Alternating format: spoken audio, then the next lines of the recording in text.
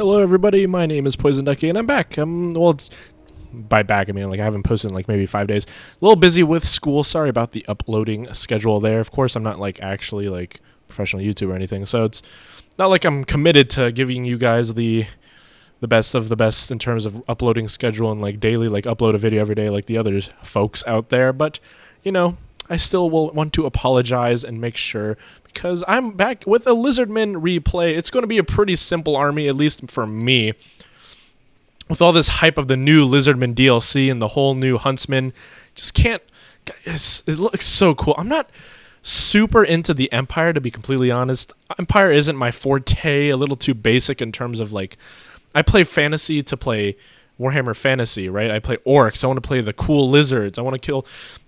playing men are like, well, Bretonnia I think are pretty cool. Bretonnia meet my fantasy like as like knights, but like with hippogriff and stuff like that. Empire's like, we have guns, I guess, but I would rather play the zombie pirates over Empire any day, but I'll definitely try them out with this new DLC. So with that out of the way, let's get a front line of skinks along with some Saurus. It's just a mixed front line. Nothing too special. 2 Saurus warriors, 3 skink cohorts, in a pretty wide formation. Now, I didn't remember that my opponents are the Dark Elves in this occasion. I'm going to have one little unit of skink skirmisher. I had like 400 funds left over, and these guys are just... their only real job is to apply poison, and that's why I bring them into this kind of matchup. And... just some pretty nice cavalry power for me. I'm bringing 2 units of Cold One Spear Riders. Pretty standard matchup. These guys are armor-piercing, anti-large. Just really good, especially against... they trade well against... what are they called?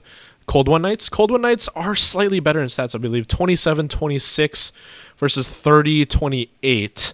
So yes, my stats are worse. I do have more weapon strength, though. Oh, they're actually... very comparable. They have a better charge bonus. So very comparable. They trade well. I believe Cold One Knights are a little bit more expensive than Cold One Spear Riders.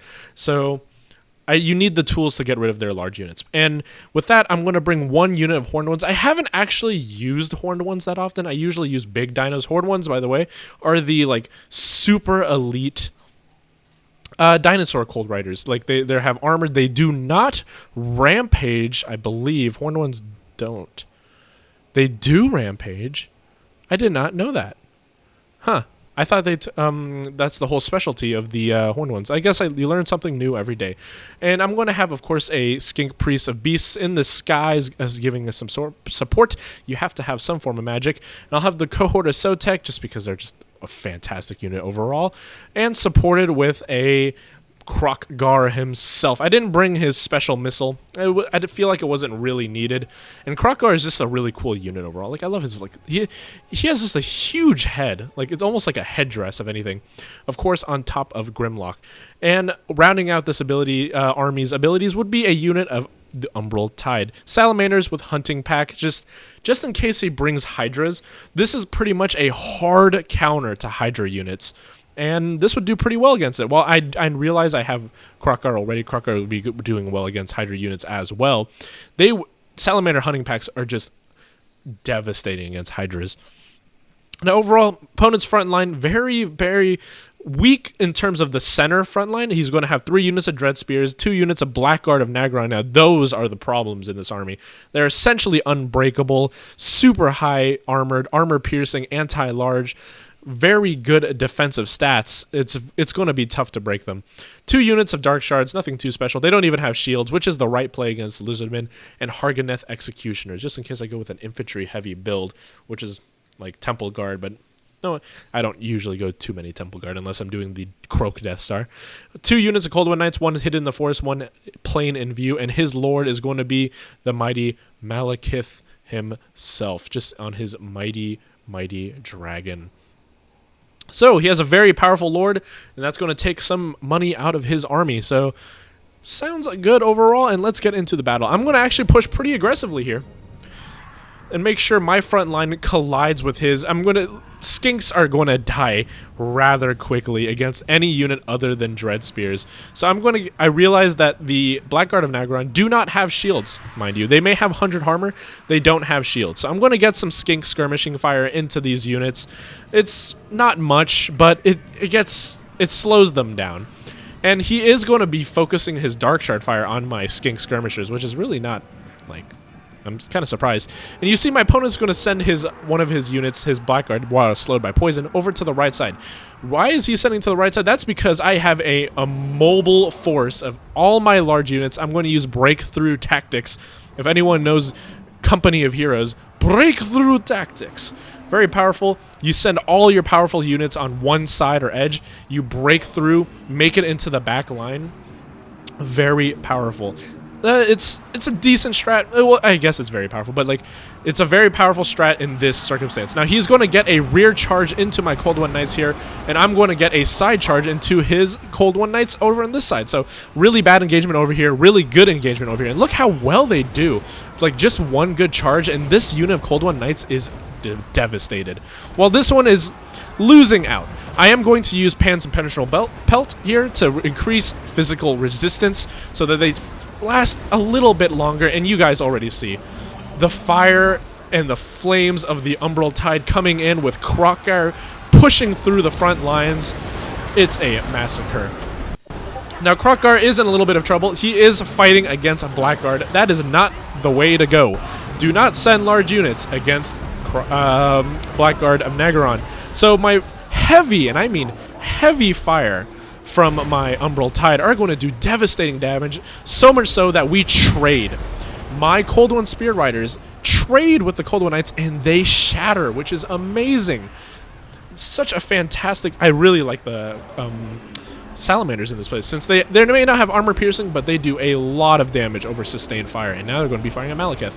In the front line here, nothing too special. My cohort of Sotek are doing well. We're fighting through Harganeth Executioners is no joke, but I do have the Horned Ones on the left side very nicely cycle charging into the Harganeth Executioners, which is a good matchup for them. You want them to happen, cycle charge into them. Now my Skink Skirmishers are going to be dealing with the Dark Shards, accompanied by a Feral Manticore. Gotta make their ranged firepower get out of this battle as fast as possible.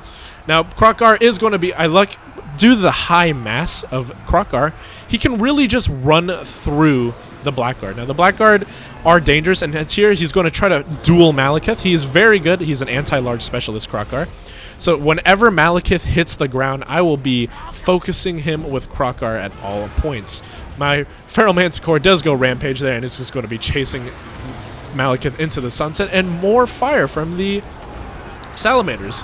Now my Skinks, at this point, sending them into Blackguard is just pointless, so I'm just going to send over, try to do a pseudo rear charge. I don't know how powerful Skinks, this Skink unit literally only has one kill, and they're almost dead. Not a very powerful engagement. I do forget one unit of Skink cohort on this side. I tried to flank with them, I suppose, and I just completely forgot about them. I tend to do that a lot. I'm really rusty nowadays. If you guys don't know, I have been busy with school, but a little busy with Mortal Kombat as well. If you guys, earlier in my channel, I did post Mortal Kombat videos back in the day because I thought I was okay at it. Turns out I'm just about average, maybe slightly above at most. Now, Malekith is going to be chasing my Skink Priest. Of course, he's never going to catch him. 90 speed versus 75. You can chase him all day. Nothing's going to happen, especially when he's poisoned. Now at 69 speed. Nice. It's a little micro manager error there. I saw for a moment and he gets chunked, but after that, you're not going to get the Skink Priest. And with that, all the ammunition of my Umbral Tide are pretty much used, which is nice. He gets a chill win in here. And the biggest problem here is dealing with these Blackguard Nagron. Now, I'm going to do some rear charging here, which is going to be my biggest... Oh, a Blade Wind coming in. Blade Wind doesn't do that much damage, honestly.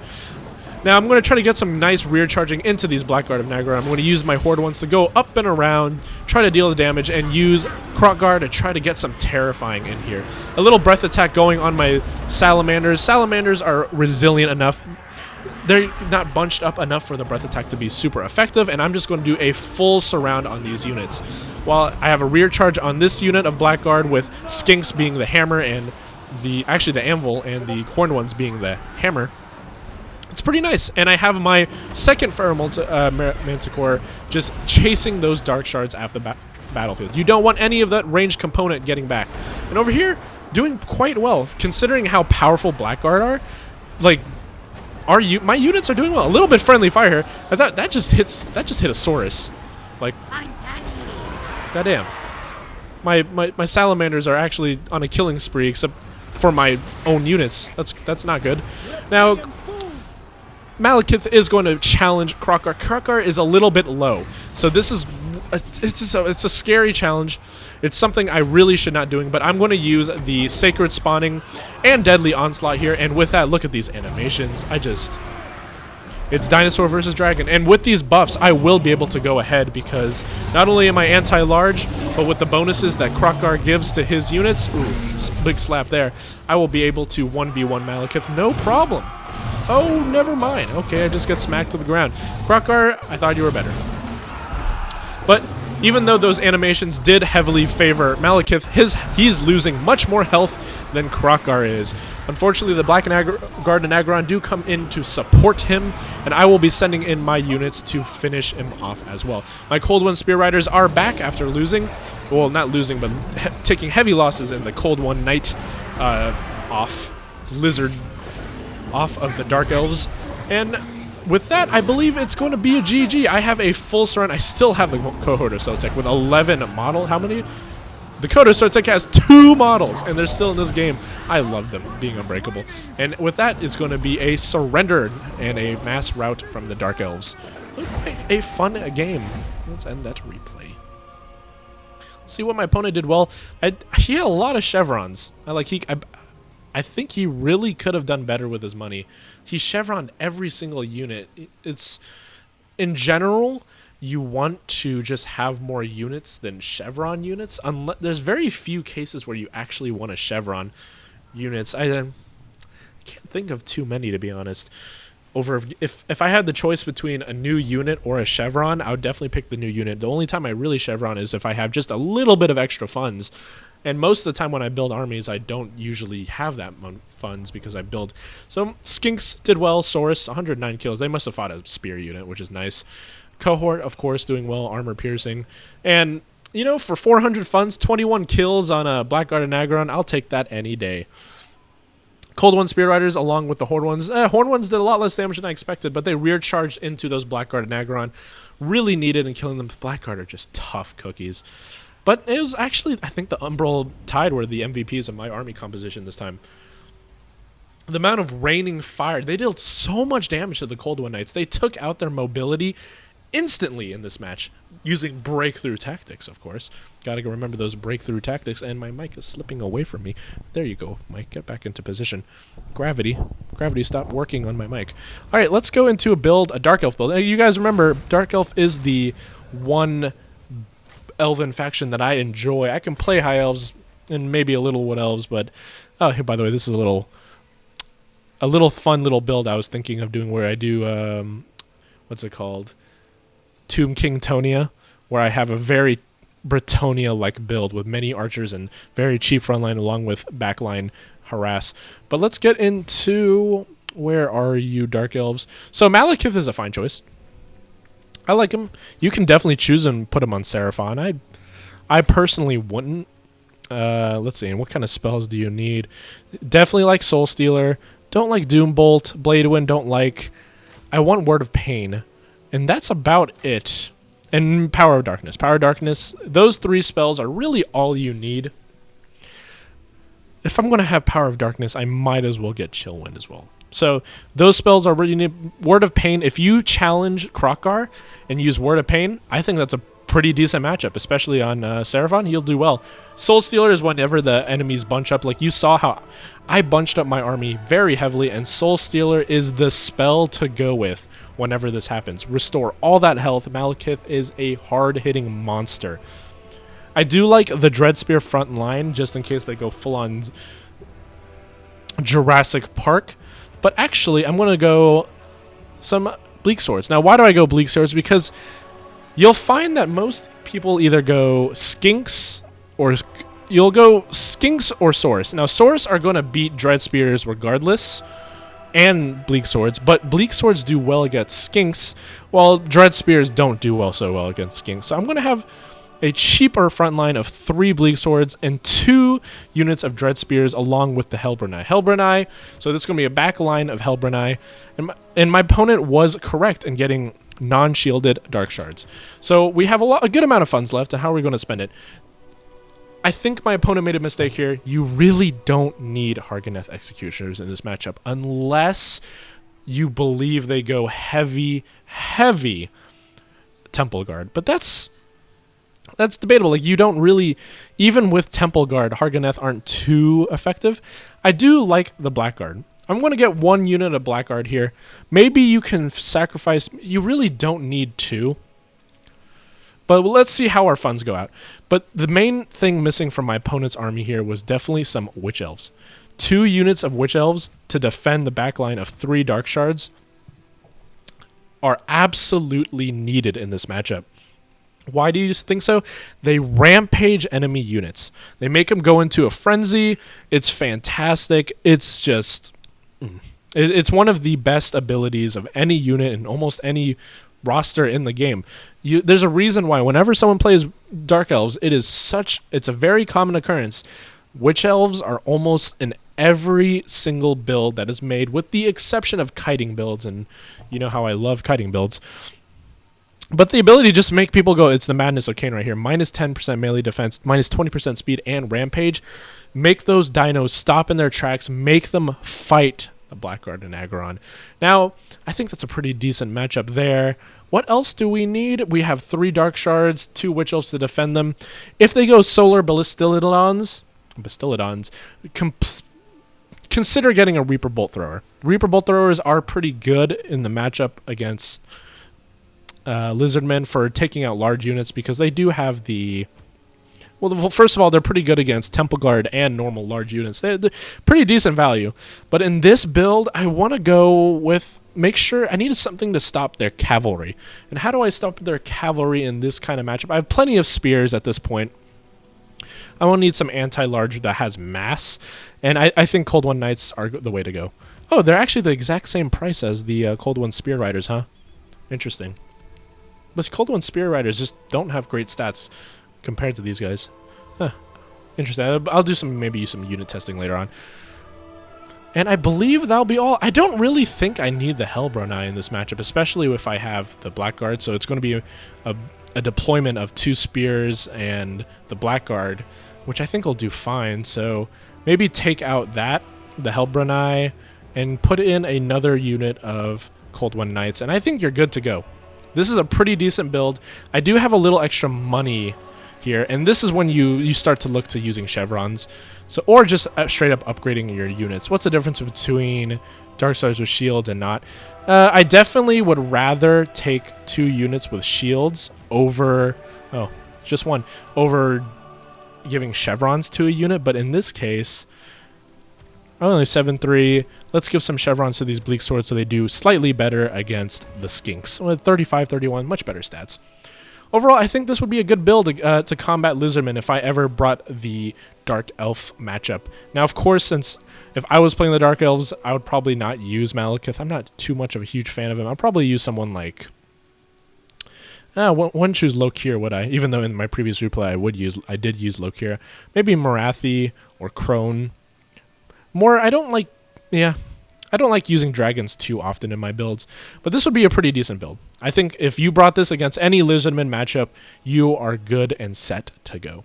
Well, guys, if you liked the video, leave a like, and if you want more, subscribe as well. I will be definitely buying this new DLC, and I'm very excited to play it.